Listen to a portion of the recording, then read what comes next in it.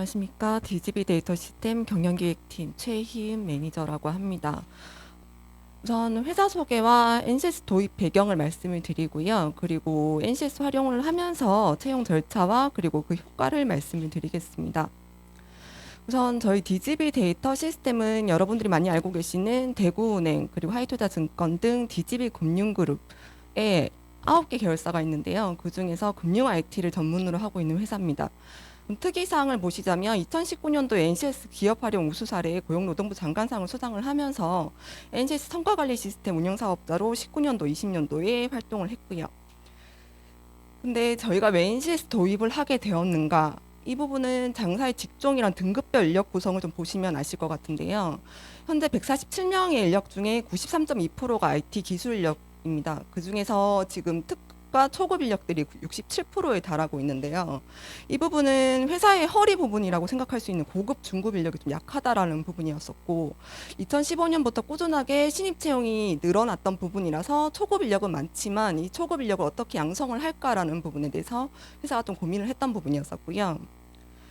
그렇기 때문에 직무별로 맞춤 인재 채용도 좀 중요했던 부분이지만 업무 역량 분석을 통해서 이제 재직자 교육을 어떻게 만들어 갈 것인가 그리고 이들의 평가를 어떻게 할 것인가 라는 부분이 주요 이점이었습니다. 그래서 좀 상세하게 보자면 우선은 직무별로 적합한 사원을 채용을 하고 이 직원들을 직무 적합성에 맞춰서 배치 승진을 하는 부분 그리고 직무 역량별로 자가 진단을 해서 객관적 평가를 통해서 인사 관리를 어떻게 할 것인가 그리고 이 직원들을 채용을 해서 어떻게 자기 개발과 직무 수행 능력을 향상을 시킬 것인가 라는 고민을 했던 부분이었었고요. 이 때문에 이제 블라인드 채용과 직무 수행 그 역량 평가 툴을 마련해서 이제 인사 관리 체계를 구축을 하고 그리고 교육을 통해서 이제 직무 만족도를 향상시키고 또 인사 관리 체계를 통해서 이제 이직률을 감소시키는 효과를 기대를 했던 부분이었습니다.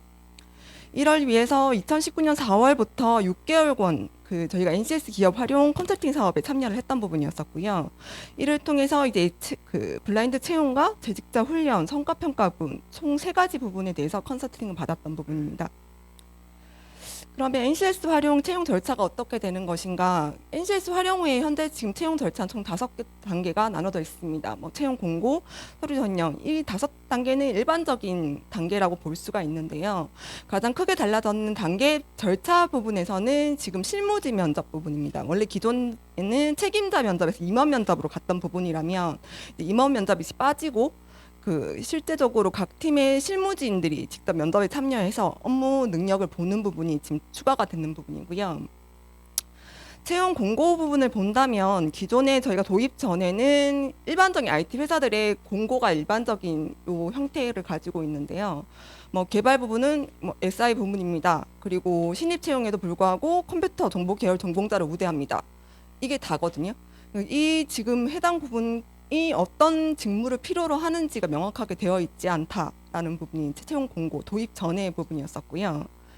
현재 지금 NCS가 도입이 되면서 지금 바뀐 부분은 첫 번째 이제 블라인드 채용을 합니다라고 이제 명확하게 명시가 되어 있고 그리고 두 번째 직무 설명 자료가 명시가 됐습니다. 그래서 해당 직무에 어떠한 필요 지식이 있습니다. 필요 기술이 있습니다. 자격증은 어떤 걸 필요로 합니다라고 명확하게 명시를 함으로써 이 채용 절차의 평가 항목들이 그 학생들한테 완전히 오픈이 되는 부분이고요.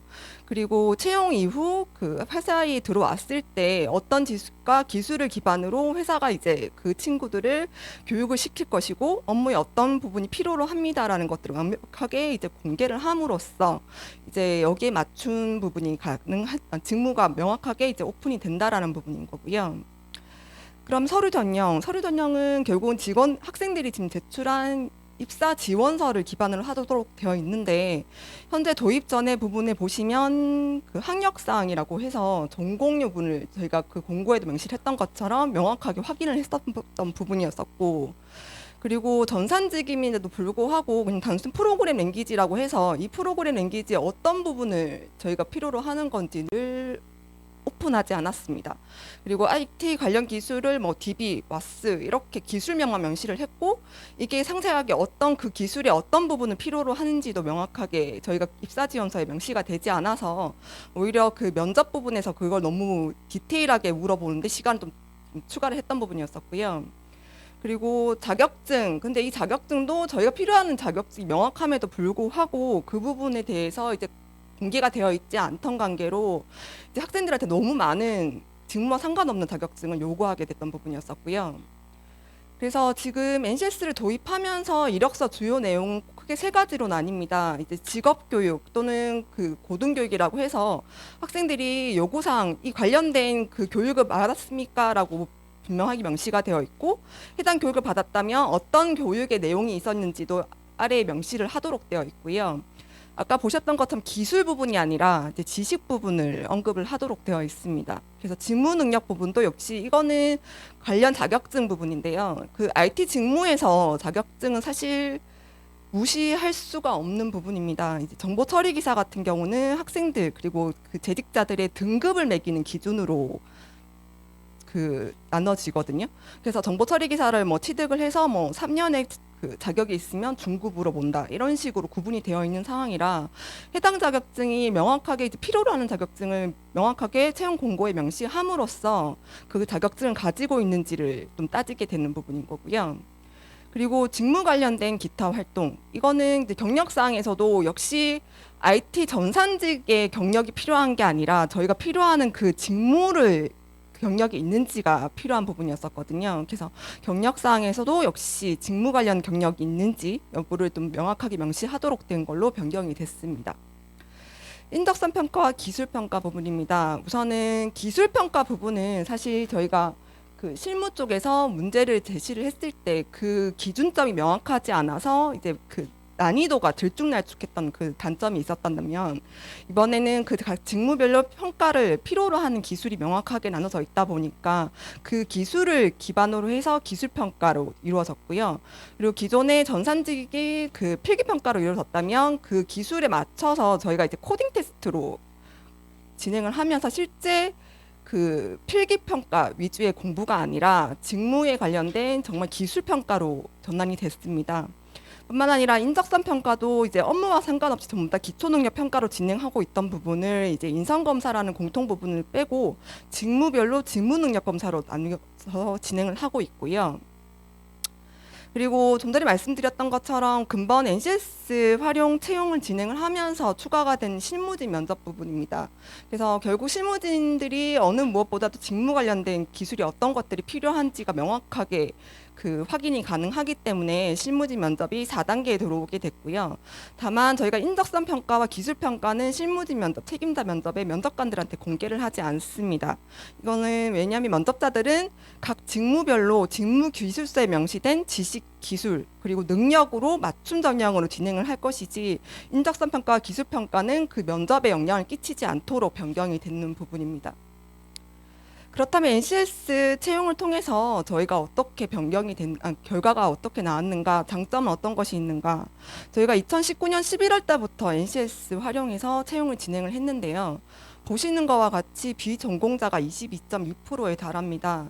그렇다면 이 전에는 대부분 이제 컴퓨터 전공 계열자, 그리고 공학사 학생들만 채용을 했다면 이제는 그 블라인드 채용을 통해서 전공 유무를 따지지 않고 그리고 그 기술을 공부한 학생들만 채용을 하기 때문에 이제 비전공자, 특히 비전공자가 100% 문과 계열이라는 것도 인상적인 수치이기도 하고요. 그렇다면 이거는 직무별 필요 기술과 지식의 맞춤 인재 채용이 가능했다라는 점, 이 많은 준비된 인재를 채용할 수 있다라는 점은 회사에서 가장 큰 장점이기도 합니다. 근데 이걸 자세히 보시면 이 문과 계열 학생들이 어떻게 당사의 테스트를 통과할 수 있었는가가 오히려 단점이 될 수도 있는 부분인데요. 이 학생들이 100% 국비 지원 교육을 받았던 케이스입니다. 그래서 그 4년의 학과 수업이 있었음에도 불구하고 결국은 그 4년의 그 기술과 상관없이 전혀 다른 국비 지원 6개월 또는 1년의 시간을 허비하면서까지 이제 IT로 전공을 바꾼 케이스 거고요. 그렇다고 IT 전공자 학생들은 그런 게 없었던가? 그건 또 아닙니다. 이제 기술 평가라는 부분에 대해서 IT 전공자 학생들이 월등하게 점수가 떨어지기 시작을 했습니다. 그래서 오히려 비전공자 학생들이 상위 10%를 차지하는 결과가 나오게 됐고요. 이 말은 오히려 지금 전공의 4년 동안 교육보다 이제 실무 관련된 국비 지원 교육에서 더 효과를 얻고 있다라고 하는 거는 좀 인상적인 부분이기도 하고 NCS 채용의 장점이자 오히려 단점이 될 수도 있는 부분인 거고요. 그렇다면 NCS 단점의 부분은 어떤 것이 있는가? 이건 실무 담당자로서 느끼는 부분인 건데요. 그 채용 희망 보고서의 채용 업무의 필수 능력 단위를 수립을 통해서 직무 기술서가 확정이 되고 이 기술서가 확정이 돼야지만 평가 기준이 수립이 됩니다.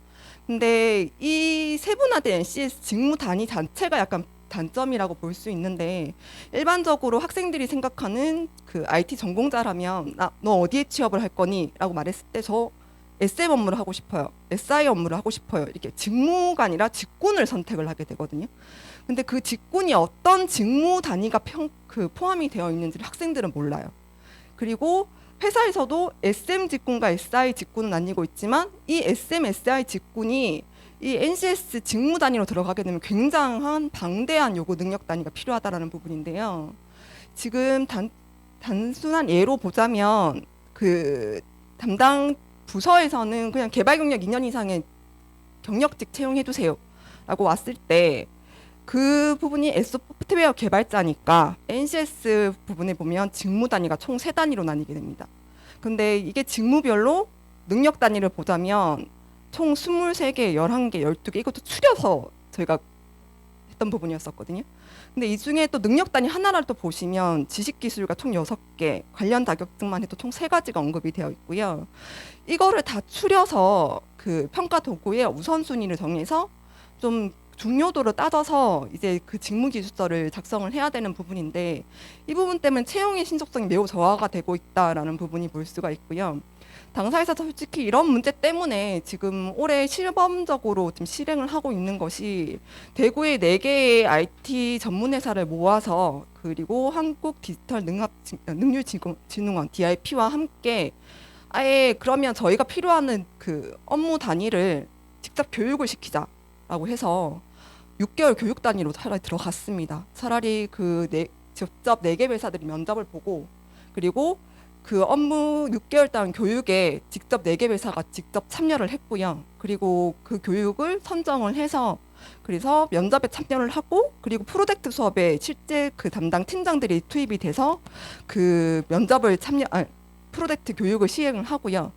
이 저희가 실무에서 필요한 그 기술들을 직접 가리키자라는 걸로 오히려 올해 시범적으로 진행을 하고 있고 그래서 이 결과에 따라서 당사 채용 방법도 좀 바꾸게 될 예정이 있고요. 채용의 신속성이 워낙 떨어지다 보니까 이제 6개월의 장기간을 두고 저희가 필요한 기술을 가지고 직접 학생들을 키우겠다라는 생각으로 오히려 바뀌게 됐던 부분이었었거든요. 이게 학교에서의 그 교육이 못 따라갔던 부분이었다 보니까 그래서 이런 부분으로 지금 저희 회사 같은 경우 시범적으로 지금 올해 도입을 하고 있습니다. 아닙니다. 아예 그 대구 경북 학생들을 모아서요.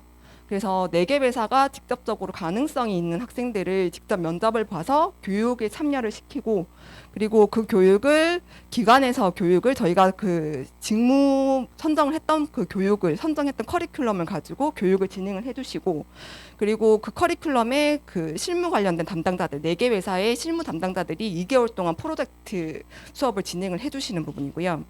그리고 직접 그 중에서 학생들을 신입으로 채용을 하는 그런 방식을 취하고 있고 올해 시범적으로 진행을 했습니다. 네, 이상입니다.